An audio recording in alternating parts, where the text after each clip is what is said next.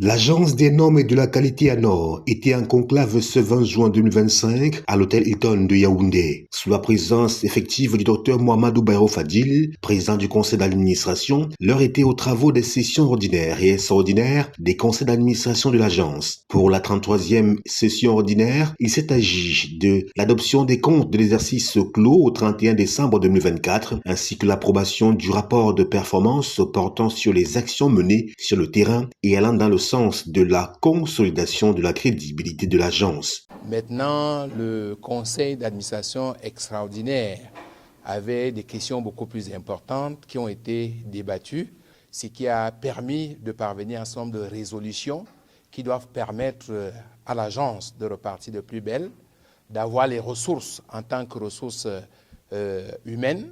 des ressources financières pour pouvoir remplir les missions qui lui sont assignées par le président de la République, son Excellence Paul Biya. S'agissant de la 18e session extraordinaire, le recadrage du budget pour l'exercice 2025 a mobilisé l'attention des administrateurs. Cette opération trouve sa raison d'être dans la nécessité pour l'ANOR de conduire efficacement ses missions régaliennes, déclinées et budgétisées dans les différents sous-programmes du budget annuel. C'est dire toute l'importance de ce recadrage autorisé au montant de 15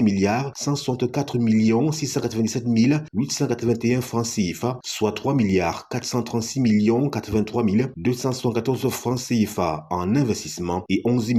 728 614 607 francs CFA en fonctionnement. Toutes choses qui permettront d'accomplir les nouvelles responsabilités assignées par le président de la République et d'accroître les ressources additionnelles afin de mieux effectuer le travail de contrôle des produits sur le marché. Et en parlant de produits et de marché, l'un des temps forts de cette session était également l'intervention de la société Boissons du Cameroun, représentée par une délégation conduite par sa directrice des affaires générales, Eva Christiane Elimbikingue, au nom du directeur général empêché. Les défis majeurs propres à l'Agence des normes et de la qualité ANOR et aux boissons du Cameroun ont été soulignés, notamment le phénomène de contrebande et de contrefaçon des produits. Exaltant la relation symbiotique entre les deux entités, les responsables des boissons du Cameroun ont émis le vœu d'un renforcement du dispositif sécuritaire et du suivi ainsi que la collaboration intelligente afin d'éradiquer ces fléaux qui impactent les recettes de l'État et nuisent gravement à la sécurité des consommateurs. C'est ainsi que dans une ambiance studieuse et respectueuse des textes réglementaires, les représentants de la présidence de la République, du Premier ministère, du ministère des Mines, de l'Industrie et du Développement technologique, du ministère des Finances,